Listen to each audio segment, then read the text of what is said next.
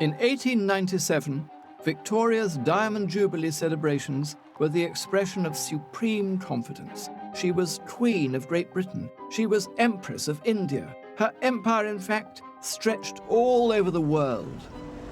What made the event so remarkable wasn't just the fact that the streets of London were thronged with thousands of people singing God Save the Queen, as that the 78-year-old monarch was prepared to be seen in public at all.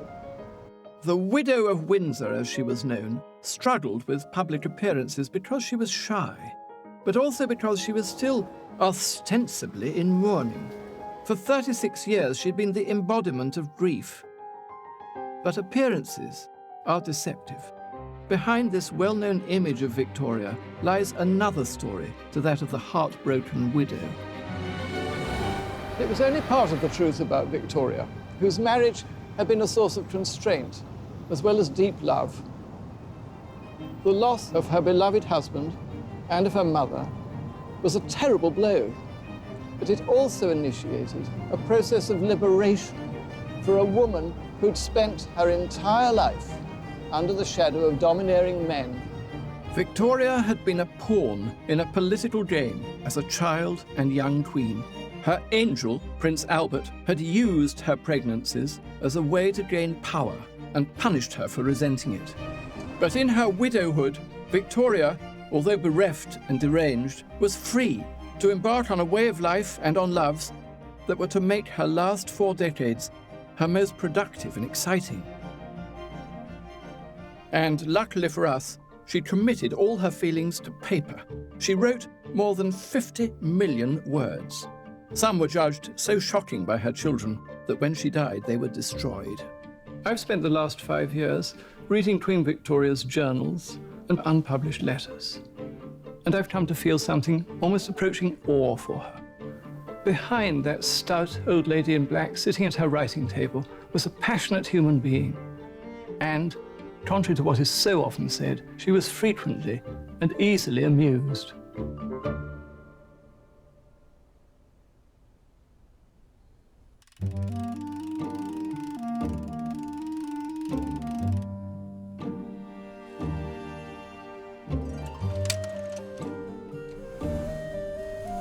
(1861) was Queen Victoria's Annus Horribilis. The deaths of her mother and her husband left her distraught. She fled London. It was presumed that her absence from the capital meant she was doing nothing, left inept by grief. In her journal, she bewailed the loss of her lover, her friend, her crutch. He did everything, everywhere. Nothing did I do without him, from the greatest to the smallest. My first word was, I must ask Albert. In her delirium, she turned the man she'd often resented and fought with into a demigod. What Victoria didn't realize at 42 years old was that marriage had infantilized her. Marriage does infantilize people. She'd come to rely on Albert for absolutely everything. She'd go and see him first thing in the morning and say, what dress should I put on? In politics and in personal life, he had restrained her and controlled her. And now, his life was over, but her life wasn't over. Little by little, she would flap her wings and become free. And her first small steps to freedom were taken here, in Coburg, in modern-day Germany, her homeland and the birthplace of Albert and her mother. She confessed her ongoing love affair with Germany in her journal. If I were not who I am, my real home would be here.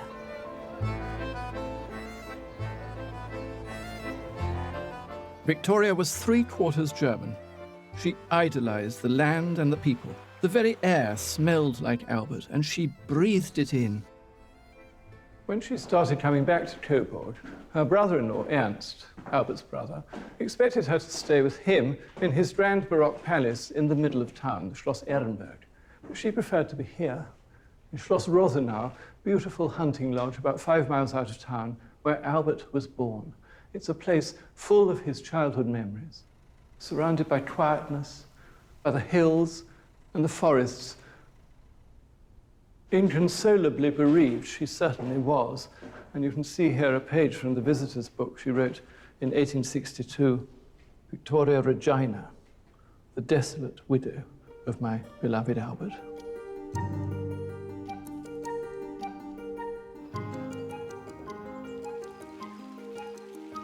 A direct descendant of Prince Albert keeps the line alive today in the nearby Schloss Kallenberg. Hubertus is the hereditary prince of Saxe-Coburg and Gotha. So let's enter The treasure house. one of the rooms here, please. Oh, wonderful. Thank you very much. You, sir, are the great-grandson of Prince Albert. That is correct. This is where we show the family relationships between the Saxe-Coburg-Gotha family and the British. Oh, look, that's a marvelous Winterhalter. Yes. Prince Albert of Saxe-Coburg and Gotha. So that's after he's arrived in Britain. Yeah, it was in the early 1840s. Yes. Before he went bald. Oh, and look at this beautiful painting. She didn't dress very well, but she had stupendous jewels. That's what the French noticed, didn't they, when she went to Paris? Yes. After she was widowed, she became even more attached to Germany, even more conscious of her German roots, didn't she? And Coburg was a particularly special place. Queen Victoria's roots are indeed very German. She was definitely fluent in the German language. And even after the too early death of Prince Albert, she still was very much in love with Germany and especially Coburg. And she came back to open up a monument for Albert here in 1865 on the marketplace. That was also one of the very few public appearances, apparently, that she did after his death. Oh, yes. Victoria had always loved melodrama since her days as a young queen. And now, in her mourning, she made her loss blindingly clear to see, ever dressed in black. She desired everyone to enter into her grief. Dr. Carina Orbach, an expert in Anglo-German relations, sheds light on Victoria's behavior after Albert's death. She's such a bad psychologist because Albert told her, don't overdo it, please, when I'm gone. And she does exactly the opposite. She puts him on this pedestal. She drags her children into the room once a year, the room he died in. She keeps preaching them all the time how wonderful he was. And it is absolutely ridiculous because the children, of course, hate it after a while and resent everything about this idealized father. So it achieves the absolute opposite. She went back again and again and again to Coburg. Yes, I think she would have loved to live just in a little cottage in Germany with Albert. That was her ideal. And it was home, it was the Heimat, wasn't it? Yes, she feels relaxed because when she talks German, she can be a different person. In her English identity, she has to be the queen. In Germany, she's just die kleine Frau, as Albert calls her. Grief-stricken Victoria may have been, but inept she certainly wasn't. She was about to demonstrate her political astuteness in Germany, then not a unified country as we know it today. Germany was merely a notion. The question was, would the various small German duchies and city-states come together in a peaceful federation, or would they allow themselves to be bullied by the northern kingdom of Prussia into becoming a modern militaristic nation? That was the central political drama of Victoria's times. And in that drama, she stood plumb center stage. In the summer of 1863, the Queen came here to Schloss Ehrenberg. While she was here, she thrust herself between the twin camps of Prussia and Austria before any of her diplomats. It was her first major activity since she was widowed. Felt so nervous, all being in state, and I alone. I have no longer my beloved Albert to guide, cheer, advise, and pilot me through the great difficulty. Here, in the Hall of Giants, where Victoria's parents were married, we meet Victoria the diplomat, meeting with no less a person than the Emperor of Austria, and together they drank a toast to the unity of Germany. So early in her widowhood, we find Victoria alone, but nonetheless an independent woman, negotiating, not particularly on behalf of England, but on behalf of a peaceful Europe. Victoria had found the inner strength to exert her power and carry out Albert's political work on her own. In this instance, she's a sort of arbiter. She wants to bring together these two Germans. There's Emperor of Austria and then William of Prussia. And she thinks that there should be some rapprochement or some understanding between the two. She still hopes for a peaceful solution of the German question. I mean, during that period, if you'd asked many English newspaper editors, what's the Queen doing? They'd have said she's gone to sleep, she's gone into hiding, she's not doing anything. Yeah. As a matter of fact, she was deeply politically engaged in Germany. Yes, I think that's when one underestimates her, because she's hiding in black, and one doesn't understand that she had her back channels, and she was very much into this back channel work. And she saw herself, because of Albert, as, well, a diplomat in many ways. It's interesting at this time that we see the British Queen becoming, partly through her own marriage and the marriages of her children, so intimately involved in European politics. At this time, the British politicians complained that their monarch was too weepy, too reclusive, not doing her work, not interested in the main political questions. But Victoria was looking at the future of Europe itself. That seems to me far less parochial, far less narrow than the things that many of her cabinet ministers wanted. And her role in all this was pivotal. The future of Germany was quite literally being fought out between members of her own family, with her eldest daughter Vicky married to the Crown Prince of Prussia, and Bertie married to the Princess of Denmark. Victoria was caught in the middle of the war between these neighbouring states. Oh, if Bertie's wife was only a good German and not a Dane. Not as regards the influence of the politics, but as regards the peace and harmony of the family. It is terrible to have the poor boy on the wrong side. The personal was the political for Victoria. Intensely German, she nonetheless felt, as all mothers would, grief that her family stood on opposing sides of the political divide. While Victoria showed her fortitude on the world stage, involving herself in European wars of global significance, she was also finding freedom at home in her personal life. As a young woman, she'd always sought father figures, from the flirtatious Lord Melbourne to her angel Albert. Now she had another man by her side. I feel I have here, and always in the house, a good, devoted soul, whose only object and interest is my service, and God knows how much I want so to be taken care of. These are the words the 45-year-old Victoria wrote about Albert's Highland servant, a Mr. John Brown, who was brought down from Balmoral to attend Victoria at Osborne in 1864.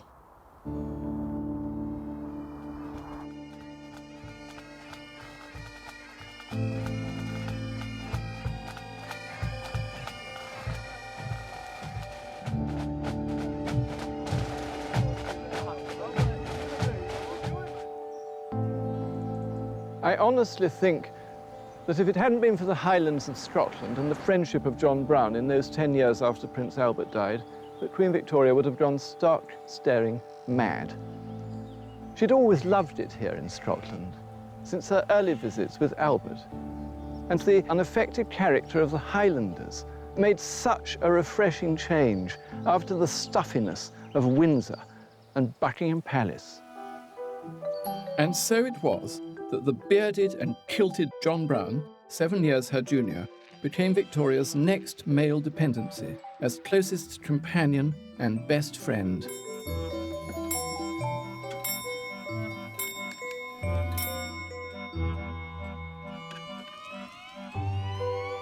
Raymond Lamont Brown is the Highland Servant's official biographer.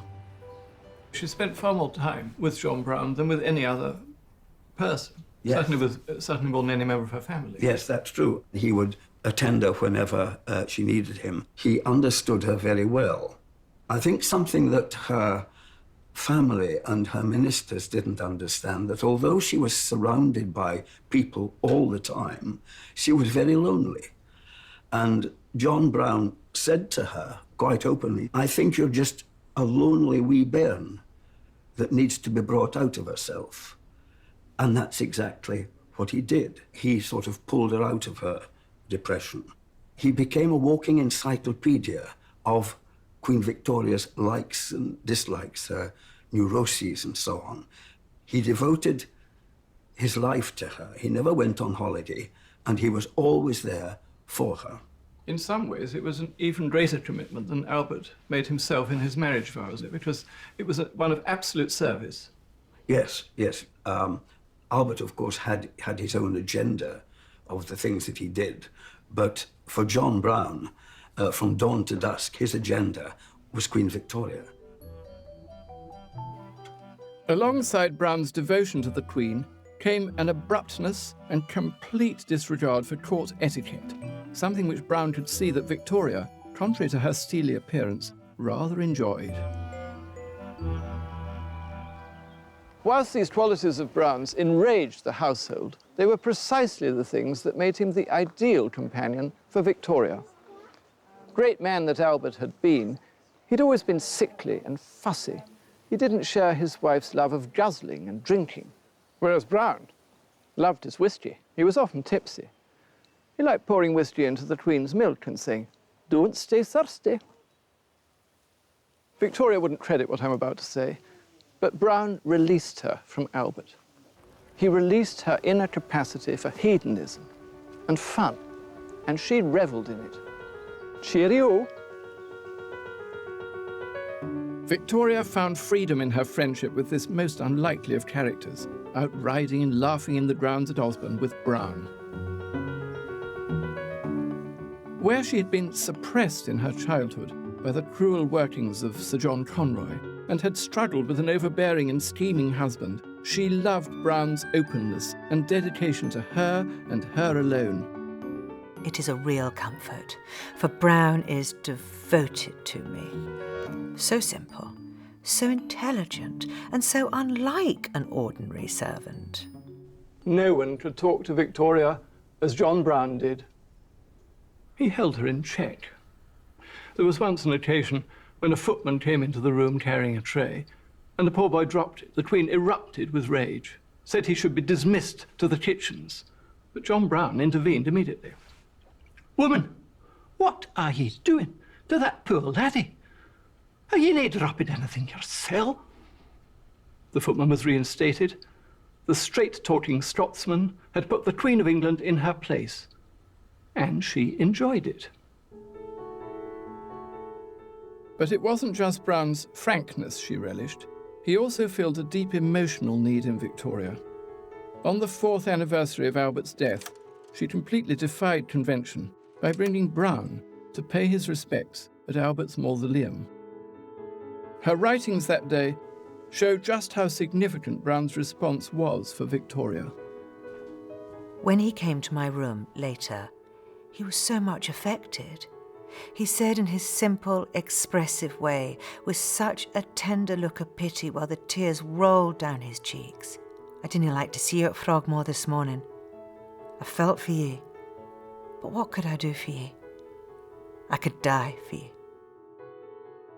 I don't think anybody could ever have replaced Prince Albert, but she needed some kind of male crutch, and John Brown supplied that.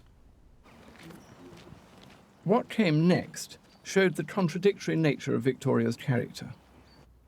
The woman who shied away from the public decided to share her thoughts with everyone. We tend to think that Diana, Princess of Wales, invented the concept of "feel my pain," but Queen Victoria got there before her with her decision to publish extracts of her private diaries. Leaves from the Journal of Our Life in the Highlands. It came out in 1868 and was an instant bestseller. No monarch had ever published a book before. This one was wholly at odds with Victoria the Weeping Widow.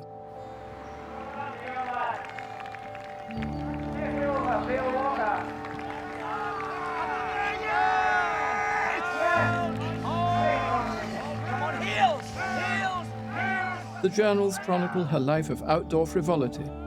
She felt truly elated out in the open Highland landscape. At local dances and at the annual Highland Games. The games began about 3 o'clock, she writes. 1, throwing the hammer. 2, tossing the caber. 3, putting the stone. A pretty wild sight. But the men looked very cold with nothing but their shirts and kilts on. They ran beautifully. The journals are pretty mild stuff. The remarkable thing about them is that they were published at all. They're nice books, they're bound in green, embossed in gold, and pretty soon they'd sold over 100,000 copies.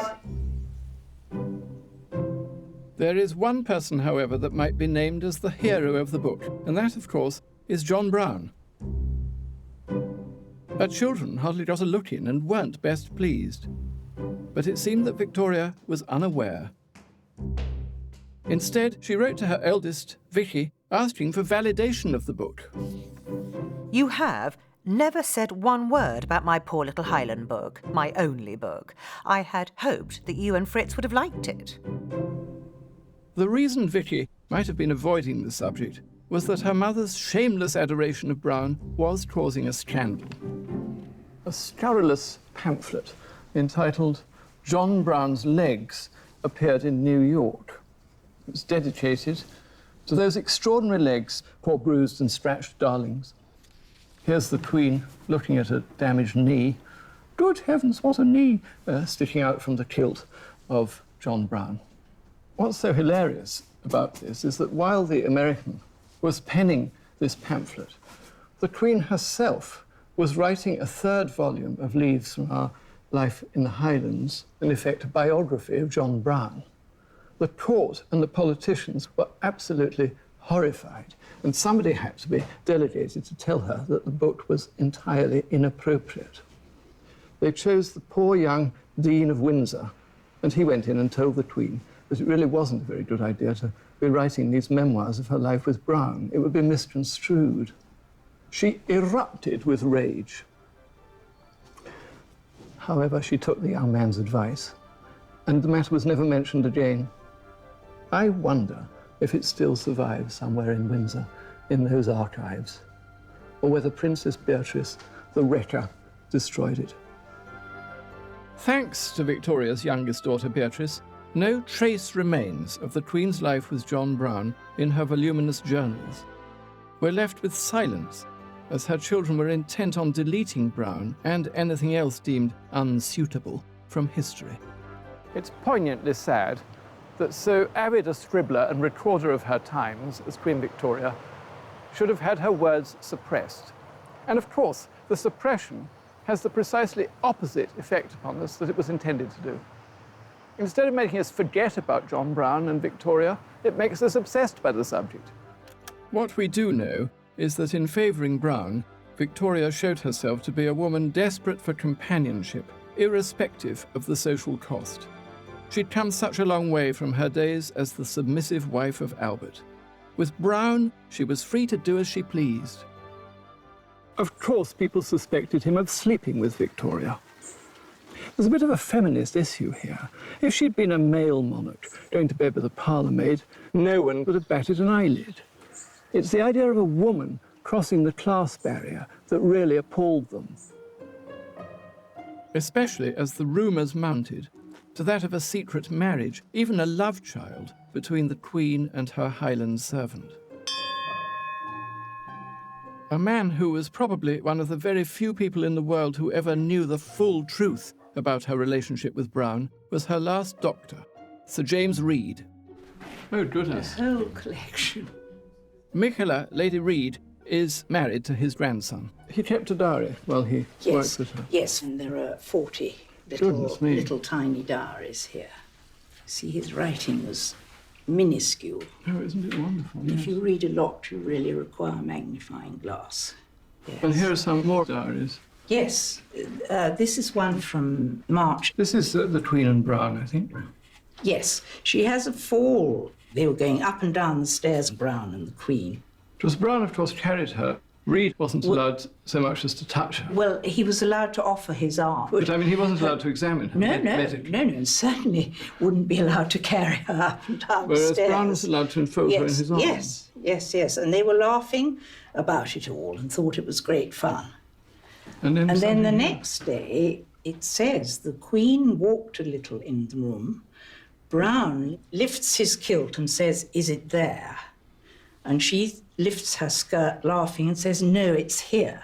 She was moving his big manly hand on the side of her bottom. Yes, but I think she's pointing, She's lifting her long skirt. But also the idea of a woman lifting knee. her skirt in those days. Yes. No, it was very forward. It's raffish. They were obviously very intimate. Is there a feeling in the Reed family that Dr. Reed knew the nature of the relationship? Yes, there is a feeling. And we used to tease Granny, as we called her, his widow, about John Brown and the relationship. And she would always clam up. She clammed up? Yeah, she just laughed and dismissed it. What do you think? I don't think they were married. I don't think they even had an immoral affair. I think that they expressed their feelings so much in public. Had they been having an affair, they would have been more circumspect about it. There's also the kind of physical detail that we now know because of Dr. Reed examining her body after she died, isn't there? Yes, she had a prolapsed uterus, which would have made any form of intercourse extremely painful, probably impossible. So I don't think it was that sort of relationship, and I certainly don't think that she would have had a child, because she was... Oh, no, that's preposterous. Preposterous, which has been said. Oh, yes, it has.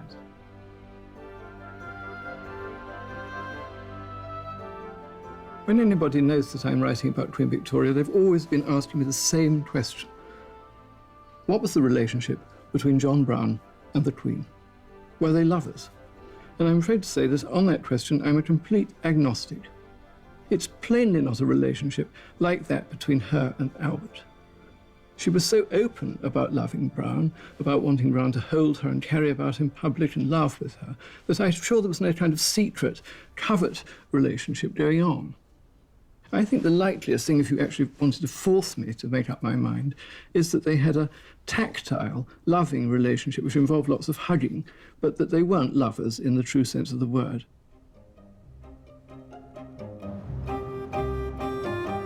Victoria was never one for convention. Despite giving her name to an era of propriety and prudishness, Victoria was anything but.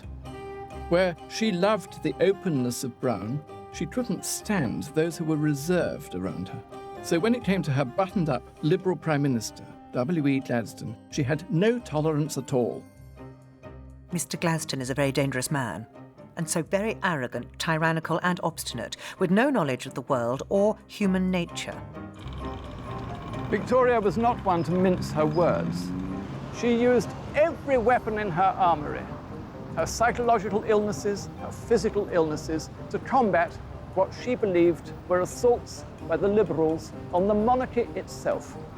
Her undisguised loathing of this humorless intellectual statesman showed how very self-assertive Queen Victoria could be. Gladstone was awkward with the Queen, and like his hero, Prime Minister Robert Peel, he didn't have the best way with women. 30 years after her run-in with Peel, Victoria showed herself to be just as belligerent with Gladstone as she had been in her youth. One such occasion occurred in the summer of 1869, when the Lord Mayor of London and Gladstone asked her to open the new Blackfriars Bridge. The Queen was determined to wriggle out of it, and the drama went on and on through the summer and autumn, with Gladstone bearing the brunt of most of the Queen's emotional outbursts.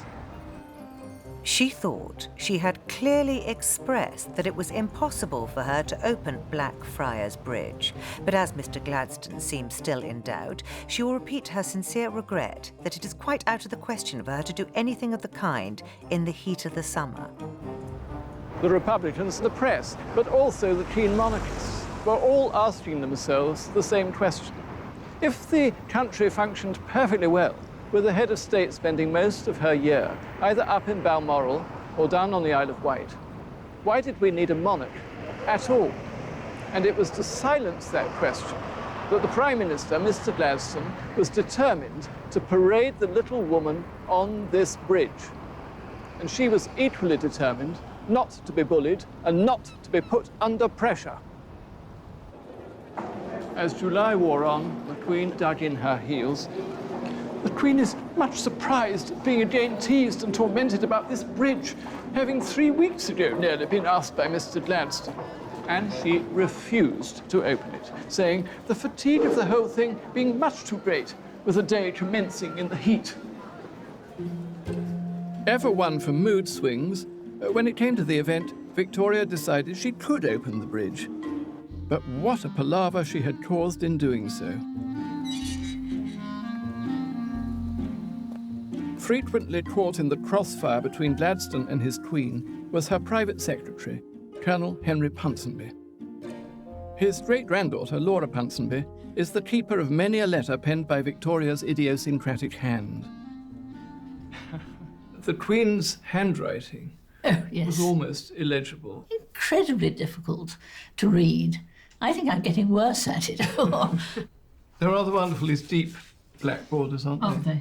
These little letters were coming out of the Queen's writing desk every 10 minutes. That's right. My feeling is that Gladstone found Queen Victoria almost impossible to deal with, whereas Henry Ponsonby was far better at dealing with her. Henry Ponsonby knew what he was doing, I think, in a way. He did all he could to try and make the Queen more reasonable with Gladstone, but she was very, very critical about him. Henry Ponsonby knew that it was no good contradicting her.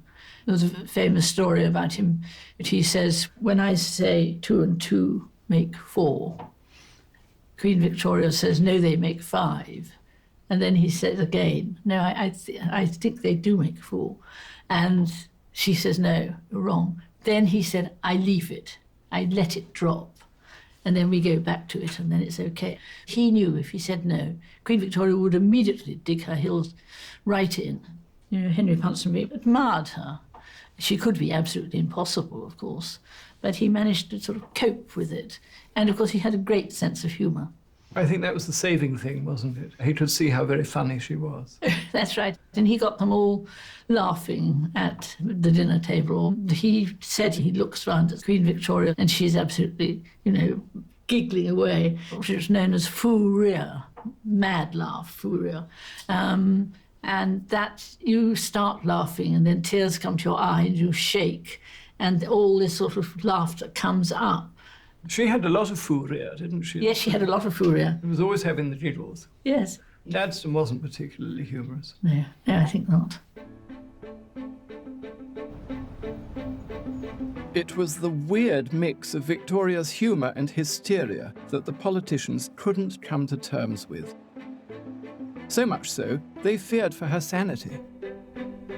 And you can see why the establishment were worried when you look at the correspondence between the Queen and Mr. Gladstone. Have a look at this.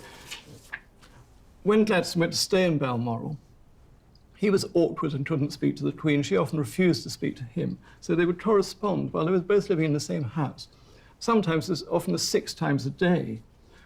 The letters are particularly comic, I think, really. Gladstone, his letters, beautifully written, a little pompous, absolutely rational. And she scrawls frenziedly back. It's as if somebody's screaming through paper. Here's one which was written in the afternoon. Just an outburst, really. It is not to Tahiti, but to Honolulu that the complaints relative to Prince Alfred refer. What that was about, who knows? History doesn't relate. But you do see what Mr. Gladstone was up against. Victoria capriciously showed her Prime Minister time and time again that she was Queen and he couldn't bully her into doing something she didn't want to do. Victoria maintained her hostility to Gladstone to his dying day. The grand old man clung to office long after he became physically incapable. On and off, he was Prime Minister for 26 years. I think the most disgraceful thing about Queen Victoria is the way she behaved to Gladstone at the time of his resignation. He devoted his entire life to the service of his country, and she offered him not one word of thanks.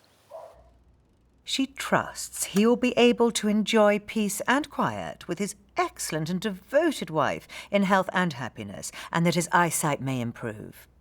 The Queen would gladly have conferred a peerage on Mr. Gladstone, but she knows he would not accept. Gladstone's decline and death had little effect on the Queen. Years ago, she had unashamedly fallen for his political opponent, Benjamin Disraeli, whose one-nation Toryism was her kind of politics. Besides, he knew how to make her laugh. At Disraeli's private home in the heart of Buckinghamshire, curator Robert Bandy is the proud keeper of the numerous gifts Victoria lavished on Disraeli. This is the dining room. We have an awful lot of portraits in the house that are gifts from the Queen, and all of them have a crown on the top to tell us exactly who they came from. In case you could be in any doubt. in case you could be in any doubt, exactly. An unconventional visit to Hughenden in 1877 showed Disraeli's political skill and charm.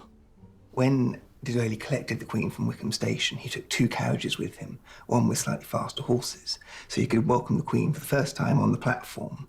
Obviously, great statesman, showman, lots of bowing and dipping. Very theatrical. Very, very theatrical. People in Wickham loved it. He popped into the first carriage with the quicker horses, got back to Hughenden before the Queen so he could welcome her in exactly the same way, but for a second time, once she got to the front door of the manor. That's delicious. And he obviously was mindful she was a slightly short lady and had the bottom 2 inches of her dining chair sawn off so that her feet were flat on the floor when she sat. If she'd sat on a normal chair, of course, her feet would have been dangling in the air. And he didn't think that was particularly becoming of the monarch. That's very funny. This is another present from her. So it's the collected speeches of Albert. This is very remarkable because at first she was a little bit... She disliked him entirely when he was just a member of the House, but he grew useful to her because whereas she complained that Gladstone referred to her as though she were a public meeting, Disraeli gave her the opposite end of the spectrum. He gave her the tittle-tattle and the gossip, and he would write 3 or 4 notes a day to her from Parliament. And of course she had a very marked sense of humour, and she liked the fact that he made accounts of Parliament and cabinets. Yes. That's so amusing. She laughed over his letters. Now, who have we here on the chimney-piece? We've got John Brown, given by the Queen to Disraeli. 2 relative outsiders, Disraeli, the most unlikely Victorian Prime Minister, and Brown, completely out of the normal social sphere for the Queen, that was drawn in closest to her. Very much so. Both Brown and Disraeli gave Victoria the loyalty she always longed for, and she lapped up Dizzy's endless attention and flattery. He is so full of poetry, romance and chivalry. When he knelt down to kiss my hand, which he took in both of his, he said, "In loving loyalty and faith." Disraeli not only amused and flirted with Victoria, he understood her emotional struggles in life. Professor Jane Ridley has written biographies of both Disraeli and Queen Victoria. Disraeli didn't treat her as a stupid woman. Disraeli treated her as a sort of exotic and wonderful queen. He also treated her as an equal. He made her feel, by writing her these wonderful sort of confidential letters, that he was telling her everything and that he was her minister and together they were ruling the country. So he made her feel good. She wasn't, you know, before she'd had this awful generation of those dreadful old men, she called them, who talked down to her and didn't sort of flatter her in this way. But Disraeli is on his knees flattering her right from day one, and she loves it. Who wouldn't? People smiled at Victoria's crush on Disraeli and at his shameless camp manipulation of it. He dubbed her the fairy or the fairy queen. He was genuinely fond of her, but he was prepared to exploit the friendship for political ends. Britain was moving to a position where eventually every male adult would have the vote, and many politicians feared this would mean an inevitable lurch to the left. Disraeli had his finger on the pulse. He knew there were thousands and thousands of lower middle class and working class men who were natural Tories. Victoria became the perfect figurehead for Disraeli's one-nation conservatism. His plans involved Victoria as a symbol of British power, not just at home, but stretching far across the world to the Empire. Showing both political astuteness and glorious creativity, Disraeli announced Victoria was the Empress of India on January the 1st, 1877. She was delighted with the new title. My thoughts much taken up with the great event at Delhi today, and in India generally, where I am being proclaimed Empress of India. I have for the first time today signed myself as V, R and I. Empress of India. It's a title you might think more appropriate for a railway engine, or possibly even a page. But it made Britain an imperial power. India, in all its exotic expanse, now came under the royal dominion of the fairy. Of course, sophisticated people flinched at the title. But Victoria and Disraeli knew that the vast proportion of the British people thought the empire made Britain rich. And for the next 80 years, the empire was the pride of Britain's conservatives and the envy of many beyond its borders. As she'd instinctively used her diplomatic skills in Germany in the years following Albert's death, Victoria leaped at the chance to stand at the helm of Disraeli's political ideals to galvanise Britain's classes under a powerful monarch. There's a glorious romance about being Victoria R.I. rather than simply Victoria Regina. It was a real publicity coup in India. Victoria is extraordinarily popular. They see her as almost a goddess figure, even though she never went there in her life. You know, she has this extraordinary common sense about sort of predicting what's going to happen and about politics. And about the Empress of India thing, she was absolutely right. It was a really astute political move. It was, wasn't it? Yes. But the pair's political romance couldn't last forever. Disraeli fought on in politics to his dying day. Victoria showered attention on him right to the end, bestowing on him a peerage as Lord Beaconsfield. At his death, she was distraught. I cannot write in the third person at this terrible moment, when I can scarcely see for my fast-falling tears. Victoria made the most extraordinary confession to her friend, Lady Waterpark. I know you will feel for me in my great and irreplaceable loss. I have lost so many, but none whose loss will be more heavily felt than this of dear Lord Beaconsfield. They are remarkable words when you consider how recently she'd lost her beloved daughter Alice and how intensely she'd mourned the Prince Consort. They show how close Victoria had become, both in politics and in her heart, to Dizzy. Gladstone was the dictatorial Prime Minister. Disraeli was the true and trusted friend. As if the death of Disraeli wasn't enough for Victoria to cope with, just 2 years later came the death of the man who may have been the love of her life, John Brown. The Queen was devastated. The fatherless widow was alone again. The extent of Victoria's grief on paper is only known in part. These words escaped the ruthless Windsor censorship. I am terribly upset by this loss, which removed one who was so devoted and attached to my service, who did so much for my personal comfort. It is the loss not only of a servant, but of a real friend. Through love and loss, time and time again, Victoria had the remarkable fortitude to carry on in the midst of grief. Far from her widowhood constraining her, she had the strength to reinvent herself and was visibly a new woman aged 68, celebrating her Golden Jubilee. The crowds from the palace gates up to the Abbey were enormous. This never-to-be-forgotten day will always leave the most gratifying and heart-stirring memories behind. The celebrations didn't end in London. They extended far across the reaches of the empire, in India.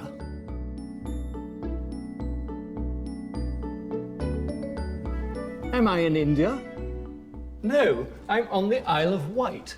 I'm in the Durbar Room. Victoria added this fantastic wing to Prince Albert's Italianate villa. And what a symbol of her liberation from the Albertian past.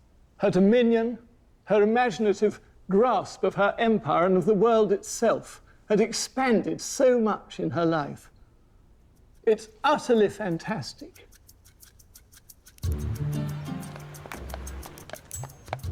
Victoria had never been to India, but she always had a great affection for its peoples.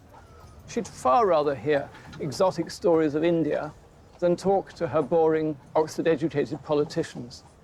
And so it was decided in her Jubilee year that a taste of India would be sent to her in England in the form of 2 Indian servants from Agra. One of those servants would turn out to be her last great attachment. The man in question was 24-year-old Abdul Karim. Hired as little more than a footman, he was to become the new subject of Victoria's male affections. Abdul Karim, much lighter, tall, and with a fine, serious countenance. Victoria loved the company of Abdul Karim. And now, down the corridors of Osborne House, there wafted the delicious aromas of the spices he'd brought with him from Agra. Cinnamon, cloves, turmeric, cumin, nutmeg, drowning out the pong of overboiled cabbage and mutton. And there he is. Abdul Karim brought with him India in all its colour and splendour, which Victoria welcomed wholeheartedly into her court. Shrabani Basu is the author of the best-selling book on Abdul Karim and Queen Victoria. Unlike Brown, he was a married man. He was a married man, and his wife came to the court as well. Mrs. Karim, as she was called, she was veiled, and it was a good Indian family. He not only got his mother, he got his mother-in-law as well. So there were several of these burqa-clad Muslim ladies around the throne, as it were. Yes. The Queen was so excited because she said it's the first Parda ladies in court. If Victoria liked a servant, she didn't hold back. Abdul was soon promoted to the position of the Munshi, the Queen's Indian teacher. She wanted to learn about the ordinary people of India, and this was really important to her. She wants to learn the language, and he gives her the everyday phrases, and she shows off. She loves showing off. She has these Indian princes come, and what better than casually use a Hindustani phrase? What were the useful everyday phrases that he taught her? Well, there were the standard things like, tea is too hot, or the egg is not boiled enough. But there were also intriguing phrases like, I will miss the Munshi very much, and hold me tight. Where did that come from? That's very charming, isn't it? Do you think she did hold him tight? I suppose so. It was a relationship on so many levels. It was mother, son, grandmother, son. It was closest friend. And at the same time, Queen Victoria liked a strong man next to her. If you see the pattern from John Brown, he was 6 feet tall, a strong man, somebody who cared for her. And the same, Abdul Karim, 6 feet 2, standing next to her, looking after her. Definitely the physical, the sensual element was very much part of it. I think that's very revealing. None of Victoria's English courtiers liked the Munshi. They thought he was John Brown in a turban. But Victoria seemed not to notice, or perhaps chose to ignore their snobbish and racist feelings towards him. Writing to Vicky, Victoria's words were all praise. He is so good and gentle and understanding. All I want, and is a real comfort to me. Such a good influence with the others. Anything Abdul Karim wanted, he would get.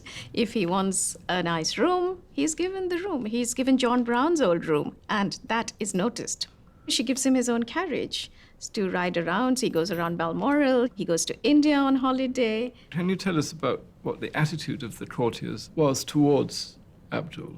As soon as he started getting all the favors, the resentment started as well. And the Queen accuses them all the time of racism. And she insists that they behave courteously to him, which they don't.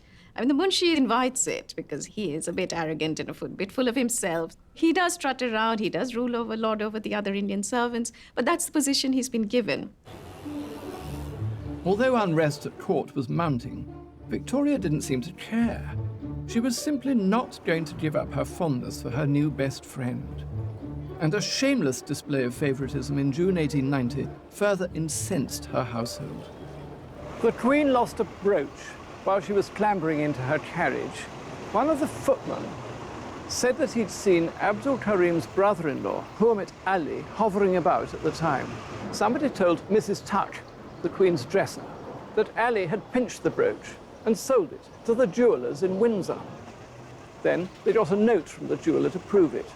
The Queen was furious, not with the thief, but with Mrs. Tuck. She claimed that in India it was perfectly normal to pick things out which didn't belong to you, and it wasn't considered dishonesty at all. And then she rounded on Mrs. Tuck. This is what you English call justice.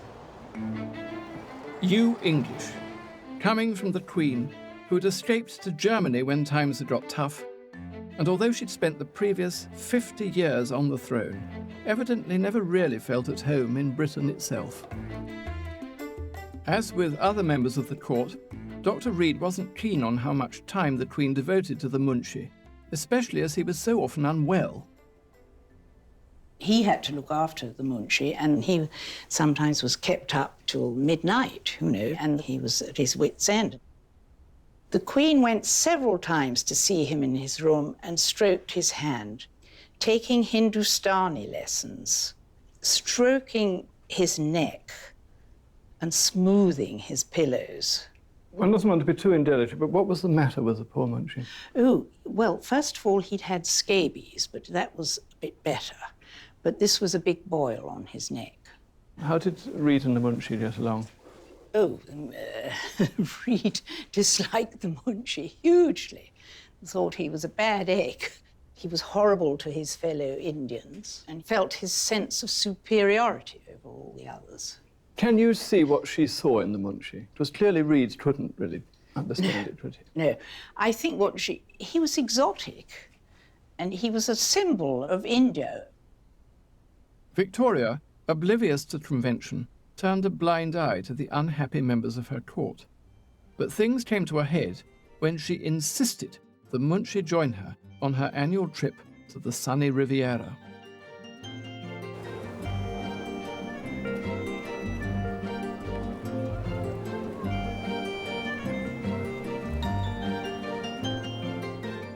Victoria had always loved coming to France as a place of escape, travelling around in the years after Albert's death under the name of the Countess of Balmoral.